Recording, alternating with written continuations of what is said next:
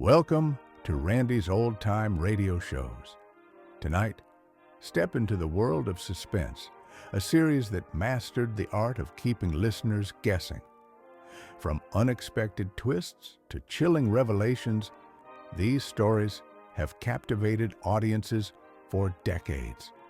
Keep your ears sharp and your senses alert.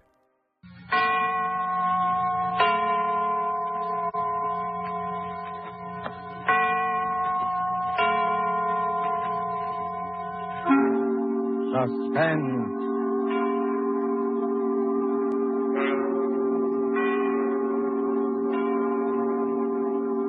This is the Man in Black. We're going to introduce Columbia's program, Suspense. In our starring Hollywood cast tonight are Mr. John Sutton, who appears as a young English doctor, Jim Norwood, who knew a great deal more than he admitted concerning the strange events which we are about to relate, and Mr. George Zucco, who plays the village curate, the Reverend Arthur Morley. Our story, and it bears none but a coincidental resemblance to H.G. Wells' famous short novel, The Invisible Man, is by John Dixon Carr, and is called The Man Without a Body, tonight's tale of suspense. If you have been with us on these Tuesday nights, you will know that suspense is compounded of mystery and suspicion and dangerous adventure. In this series of tales calculated to intrigue you, to stir your nerves, to offer you a precarious situation, and then withhold the solution until the last possible moment.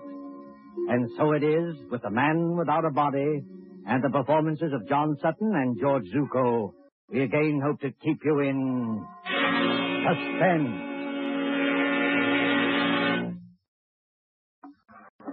A lonely beach of low white sand hills edged by the surf of the North Sea.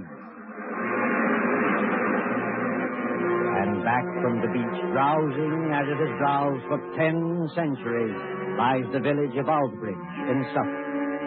There is the seawall, now defaced by air raid shells, and there are the rolling grain fields, the thatched white cottages, the spire of St. Luke's Church above the oak trees, ancient and bell-haunted, lost among hedgerows. This village could never cause consternation in London newspaper offices. And yet, on that warm night nearly 4 years ago... This time it's really happened. A man without a body, completely invisible. Tommy boy! Tommy boy! Look at this dispatch.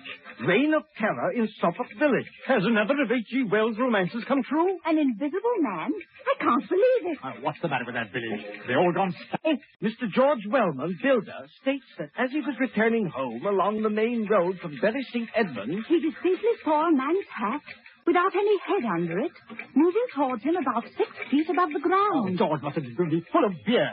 We can't use this story. Copy, boy! Even more surprising evidence was given by the Reverend Arthur Morley, vicar at St. Luke's Church. Who? The parson? You don't think he was full of beer? One question above all agitates the village. Who is Professor Ansmith? Who is this elderly American, said to be an inventor, who has settled at Aldbridge and leased a part of the house belonging to the local doctor? Out of some terrifying workshop, to strike like a maniac, where least expected, has there at last emerged... A real invisible man? The Church of St. Luke, Aldbridge, on that same Sunday evening. Evening service is over now, though an echo of bells still lingers. In the vestry at the rear of the church, where white surfaces hang like ghosts, the Reverend Arthur Morley sits with his daughter Janice. It is a stone room of painted windows, now many-colored in the sunset. And here, as the drowsy summer light turns to dusk. Janice, I don't believe it. I know, Father. I saw it with my own eyes, yet I don't believe it. You don't think we were dreaming, do you? No, Father. We weren't dreaming. If this goes on, the whole village will be in a frenzy. But what can I do? We could go to Professor Ansmith and ask him straight out. Ask him whether he's responsible for these... Yes. I wonder, Janice. The man isn't hurting anybody, you know. You couldn't ask for a quieter person or a better neighbor. And yet... What's that? Father, you are upset. Only Mr. Emmett coming down from the belfry. Emmett? Oh, yes, of course. Is that you, Mr. Emmett? It's me, all right, sir. And very much in the flesh. Did you think I was the invisible man? Mr. Emmett, I forbid you to mention that subject. Very good, sir. But there's others, begging your pardon, that do mention it. Yes, forgive me. I spoke too sharply. Oh, that's all right, sir. No harm done, no bones broken. Mind you not that I hold with this talk about invisible men. Ain't natural, I say. It ain't hardly Christian. I'm a greengrocer by trade, and I believe in what I can weigh and feel and... What's the matter, Mr. Emmett? Is anything wrong? Excuse me, sir. And you too, miss. You see anybody in this room except us? No, of course not. Why? Because I could have sworn something brushed past me just now. You're imagining things, Mr. Emmett. Yes, sir, I dare say. There's but nobody hidden in the belfry tower, I hope. No, sir. I had a look-see. And what's more, there's not going to be anybody up there once I've locked the door. Now, let the blighter try and get in. Oh, please, Mr. Emmett. And you too, Father. Stop talking about this invisible man as though he actually existed. There's something funny going on, miss. You can't deny that. No, none of us can deny it. And what's more, sir, it's getting pretty dark in here. Hadn't you and Miss Janice better get along to the vicarage while I lock up? No, can't go just yet, Mr. Emmett. We're expecting Dr. Norwood. Dr. Jim Norwood, sir? What does he say about all this? Oh, you might ask him yourself, Mr. Emmett. I think that's probably him now. Come in. The vestry door's not locked. Hello, Padre. Hello, Janice. Sorry I'm late. Hello, Jim. You seem a good deal out of breath. I am out of breath, Janice. There's blue blazes to pay down in the village. Not more trouble. Yes, I'm afraid so. They're holding a mass meeting at the Coach and Horses, and they're ready to murder Professor Ansmith. If this invisible man cuts any more capers, we may see a real old-fashioned lynching in an English village. Now, look here, my boy. This has got to stop. I know that, Padre, but how are we going to stop it? Sit down there, Jim, across the table from me. Yes, sir. First of all, what do you know about this Professor Ansmith? Nothing, sir. Nothing at all. But you rent part of your house to him. Oh, my dear Padre, that house is twice as big as I can possibly manage. I was only too glad to get a tenant. He gave you references, I imagine? Yes, but I didn't bother to check him. He's a quiet old boy. Pays his rent on the dot. Never does anything except read and go for long walks. Are you quite sure of that, Jim? The village has war nerves, that's all. With the camouflage aerodrome in the neighborhood, they're apt to imagine anything. True, perhaps, but... That talk about dynamos humming in the old boy's room and blue lights flashing is rubbish out of a sensational film. They imagine the whole thing. Finally, this crazy story about an invisible man playing the gramophone. Why, It's not a crazy story, Jim. Janice and I saw it happen. You what? Last night, about 9:30, Janice and I were out for a walk in the lane that runs past your house. On the way, we met Willie Kendrick, and he joined us. Well, sir? Listen, Jim.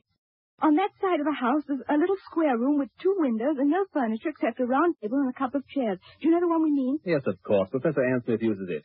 What about the room? It wasn't quite blackout time.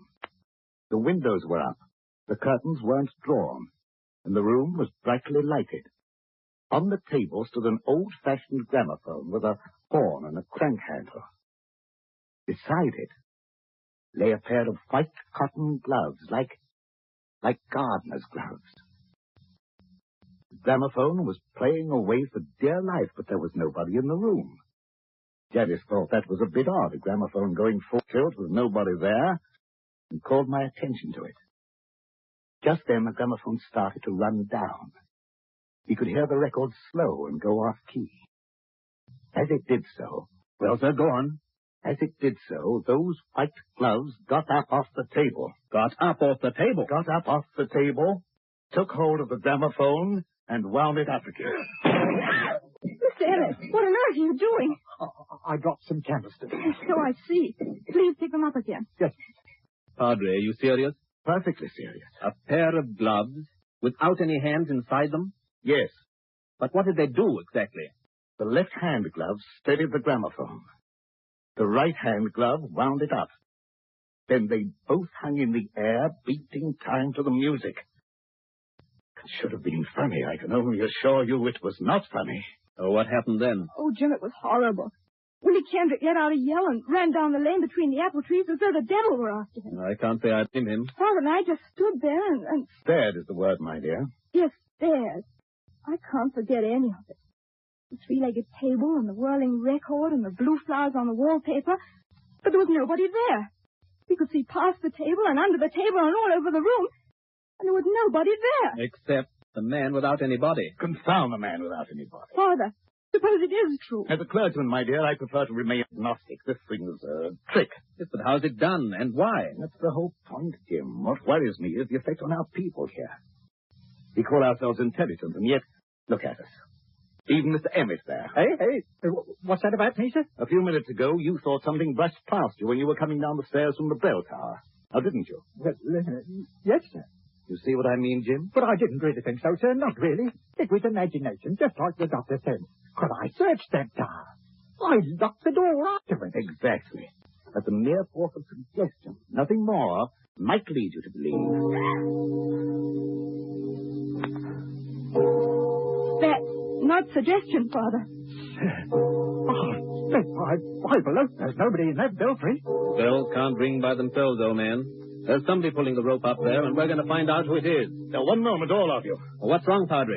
You're as white as a ghost. This blasphemous mockery, it seems, extends even to the church. Very well.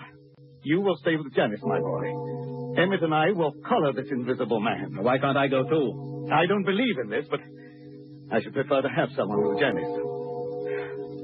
You're not afraid, Mr. Emmett? It's alive, sir. I'm not afraid of it. And if it's dead, well, you're not afraid of it. The tower door's open, sir. I'm ready. Don't do it, Father. Don't go. You can't help him, Janice. Sit down here. Take it easy. You know it. What's wrong with you? Wrong with me? You've got an odd look, too. And the light's fading. And the serpents look like ghosts. And in another minute, that bell would drive me mad. Suppose he has got in. Who? The invisible man. Oh, don't talk rot. As there are sounds that the ear cannot hear, so there are colors that the eye cannot see. I read that somewhere. He hasn't hurt anybody yet. But suppose he turns nasty and does hurt somebody. He can't hurt anybody. How do you know? Janice, listen to me. Take my hand. Oh, but Jim... I want to tell you a few things you won't understand. I don't ask you to understand. I just ask you to remember. Well, what is it? The first is a question. If you were a government official and wanted to find an expert on camouflage, where would you go? An expert on camouflage? Yes. And the second point is this. I studied medicine in Germany. I know, Dad, but that's One night on a bet, I hid backstage at the Winter Garden Theater in Berlin. I saw the whole show from backstage, and I learned a great deal. Jim Norwood, what on earth are you talking George about? Bell and I have talked the whole thing over. In a way, Janice, there is an invisible man. I can tell you who he is and how he works. But there's no danger, do you understand? There's no danger at all. Jim, what was that? I don't know. You do know. I can see it in your face. You do know. I think somebody's fallen Fallen? from the top of the belfry. Father! Stay here, Janice. You can't do any good. Go on my arm. I'm going up. No, you're not. I didn't think what the danger might be. Besides, there's somebody coming down the stairs now. Stay just where you are and don't move until... Oh, Father. Father, are you all right? Steady, sir. Take it easy now. I'm perfectly all right, yes. But you'd better go into the churchyard and see to Emmett. He fell? No, Janice, he did not fall. He was thrown. Oh. Thrown? By whom? There's no time to argue now. You're a doctor. Go out and see to him. Well, is he... I don't know. Go. Yes, sir. For I will work a deed in your days which ye will not believe, though it be told you. Janice, this is incredible. Why? You heard the bell ring. I saw it ring. Without anybody there? I was as close to that bell as I am to you now. No hand held the rope. There were no strings or wires or any tricks to make it move. It clanged back and forth alone in the tower. And I thought I heard someone laugh. Laugh? Oh, don't take that too seriously. We were both overwrought, and the noise of the bell was deafening. What about Miss Emmett? Emmett yelled some words I couldn't hear and lunged for the bell. Then something caught him. Something caught him and gave him a sledgehammer blow in the back. That belfry's nothing but open arches. You heard him scream. I saw his face just before he went over. Lock the door to the tower, Father. Lock it. I can't lock it. Emmett has the key. But why should I lock it? Because he's still in there. He? He hadn't done any harm before, but he's done harm now. There's no telling what might happen if he gets loose. You mean? I mean Professor Ann Smith's protege, whoever he is. The man without a body.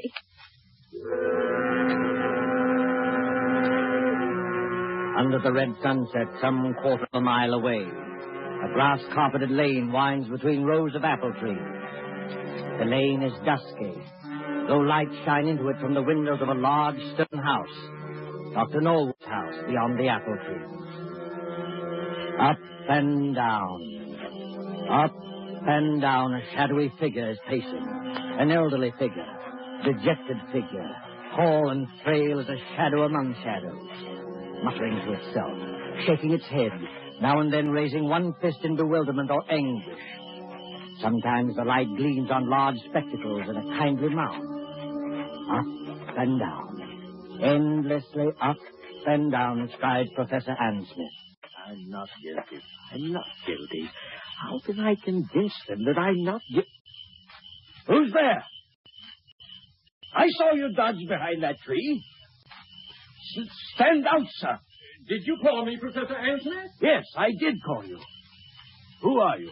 You probably won't recognize me, Professor Ansmith. Nevertheless, my friend, may I ask what your name is?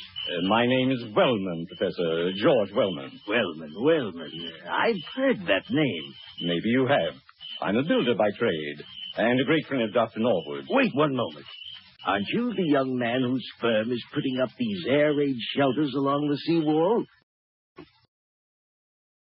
And making such an unholy din with your riveting machines? That's me. And come to think of it, aren't you the one who first started this alarm about an invisible man? Yes, because I met him. You did not meet him, sir. This whole thesis is scientific nonsense, and I won't have it. You won't have what? I'm an old man, Mr. Wellman. I never did anybody the least harm. As God is my judge, I know nothing whatever about this. What's that? It looks like the victor's car, Professor. You'd better stand back. This is a pretty narrow lane. Ansmith! Professor Ansmith! Yes, Mr. Morley, I hear you. We thought you'd better drive over here straight away. I think you've met my daughter. And, of course, you know Dr. Norwood. Yes, but there's no time for any social formalities. Get into your house, Professor Ansmith. Get in quickly and close the shutters. But why should I do that? Because there's a mob coming, sir, and we can't stop them. Hurry, do hurry. A mob coming here? Why? Haven't you heard the news? I've heard nothing, my friend. The only person I've seen has been that young man there who chews a toothpick and hides behind the trees. George Wellman? What on earth are you doing here? Watching, Janice. Watching and waiting, just as usual. Listen to me, Professor Ansmith. Henry Emmett, the head verger at St. Luke's, was thrown from the belfry window not 20 minutes ago. Not by me, sir, I assure you. I had nothing to do with it. No, not by you, but apparently the invisible man. Oh, Father in heaven, will this never stop? Not till we catch the fellow. No. Be quiet, Mr. Wellman, please. I'm sorry, Padre. I take it back. I myself can testify that no visible person laid hands on Emmett. He was struck as though with a gigantic fist. What's the matter, Professor Ansmith? Is anything wrong? No. I was just thinking. Is Emmett dead? Fortunately, no. I'm glad of that, my friend, for a certain person's sake. He's not even seriously hurt. The bell tower isn't high, and a tree broke the force of his fall. But he's badly shaken up, and that crowd at the Coach and Horses means trouble. If you hadn't anything to say to us, if you hadn't a word of explanation to utter... Listen, Padre, don't you hear anything? Yes, I thought I heard voices. Can't be that crowd from the village. We're too far ahead of them. It's a crowd, all right. And they've been here for hours. But where? I don't see anybody. Jim, look, behind the trees. Look behind the trees. Look beyond the hedgerows. Look for any place where you can hide. And may I ask what they're doing here? They're watching you, Professor Ansmith. More of your spies, you mean? You can call them anything you please. But they're getting impatient and they want a showdown. If I as much as hold my hand up like this...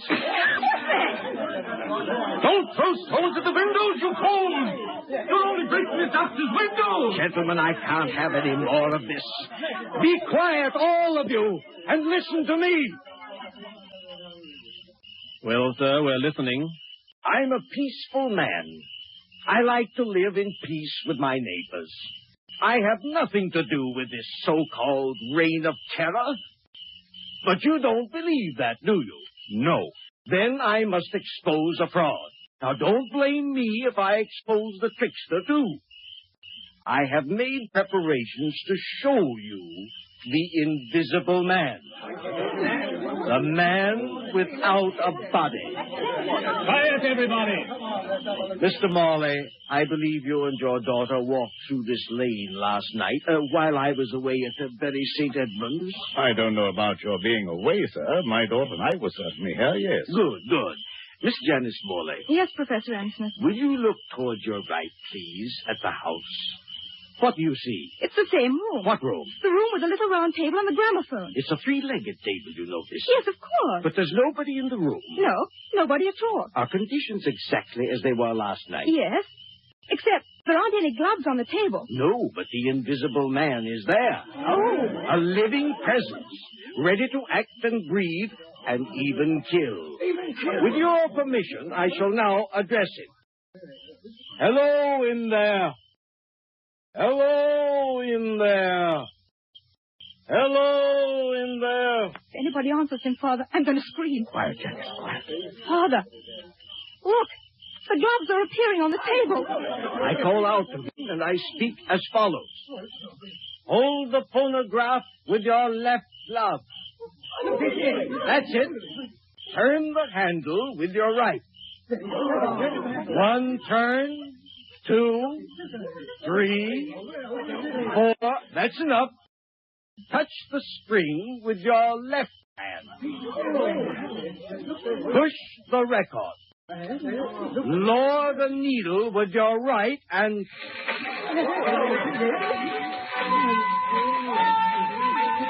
Ladies and gentlemen, the Invisible Man. Hold him on! Hold you fools! Don't you see? On the contrary, let them throw all they like.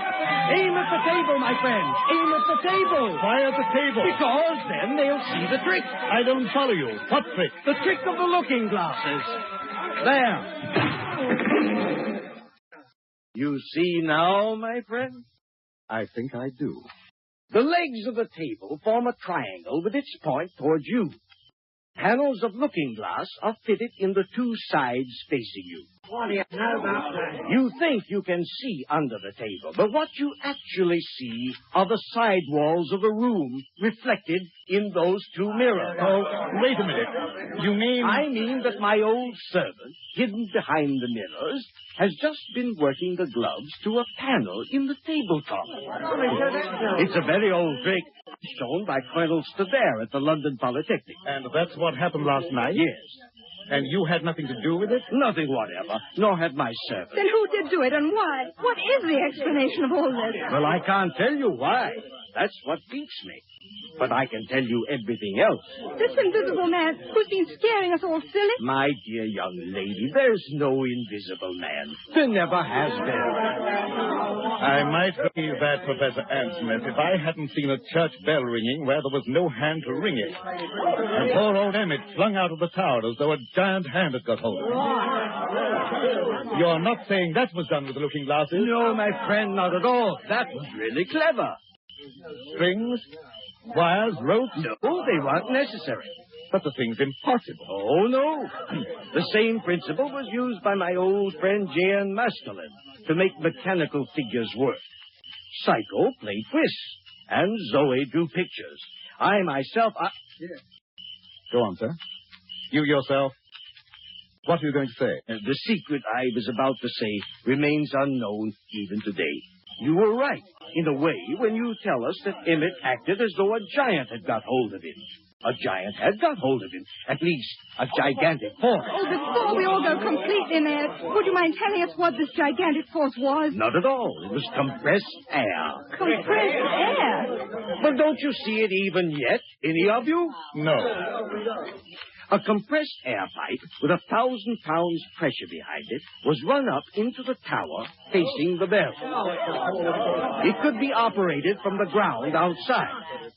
The pressure was turned on and off in bursts. It made that heavy bell swing like a toy. Emmett, don't you remember? Emmett rushed forwards towards the bell. And the air pressure? The air pressure struck him like a sledgehammer and flung him headlong out of the tower. There's your miracle, gentlemen. That's all there was to it. Sir, I can't doubt what you say. It's too circumstantial and too right. But what, my friend? The compressed air tanks, the mechanical apparatus to work this trick. Well, what about it? Well, where did it come from? Such things don't grow on bushes. No, but they do grow on riveting machines. Riveting machines? Yes, such as the riveting machine they're using on the air raid shelters along the seawall. Would you care to tell us, Dr. James Norwood, why you and your friend Wellman have been playing all these tricks?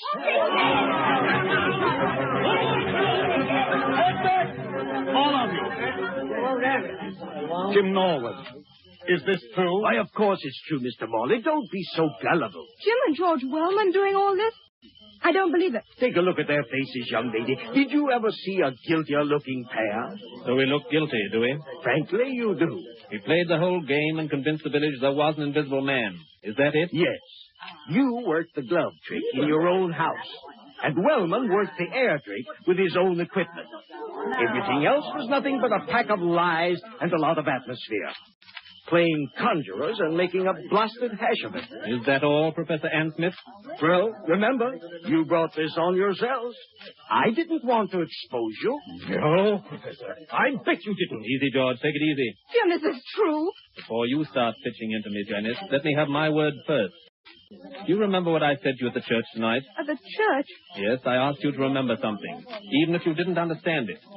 All right. Can you remember what it was? Oh, Jim, please. You're only trying to evade this. Oh, I'm so confused now, I don't remember anything. All I can think of is this horrible business and what's behind it. Father can't believe his ears, and I'm not much better. We've practically idolized you. All we want you to do is answer a straight question. Jim, are these accusations true? Yes, they are true.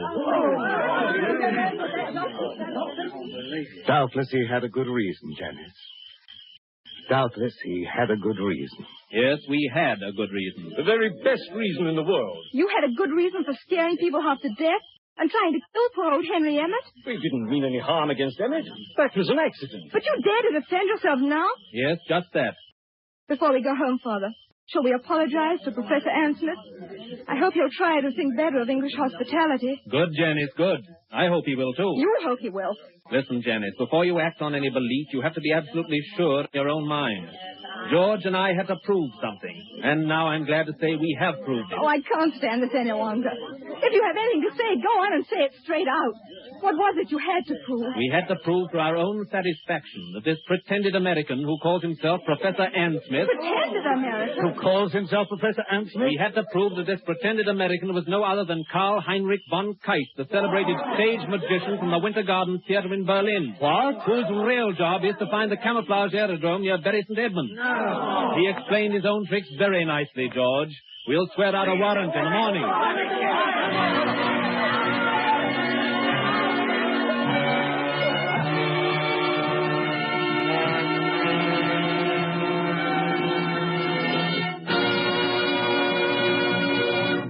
And so closes The Man Without a Body, starring John Sutton and George Zucco. Tonight's tale of Suspense. This is your narrator, the Man in Black, who conveys to you Columbia's invitation to spend this half hour in suspense with us again next Tuesday, when the distinguished actress, Miss Agnes Moorehead, will be heard in one of her many brilliant characterizations. Starring with Miss Moorehead will be Miss Ellen Drew, who as Carol Linden tells the amazing story of Uncle Henry's Rosebush. The producer of these broadcasts is William Spear, with Ted Bliss, the director, Bernard Herrmann and Lucian Mahowit, conductor and composer, and John Dixon Carr, the author, collaborated on tonight's Suspense. This is the Columbia Broadcasting System.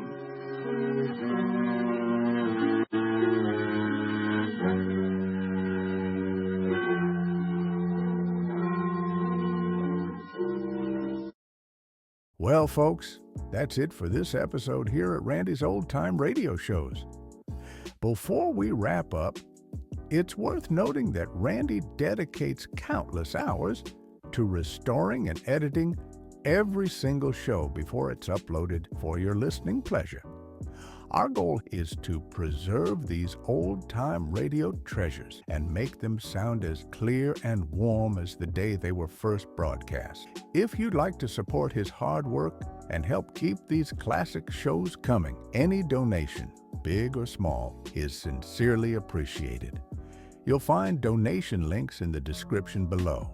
Or if a QR code appears on your screen, simply point your phone's camera at it and follow the prompts. Randy sincerely thanks you in advance for helping keep these shows alive. Thanks for joining us, friends. Until next time, keep the memories warm and the stories close.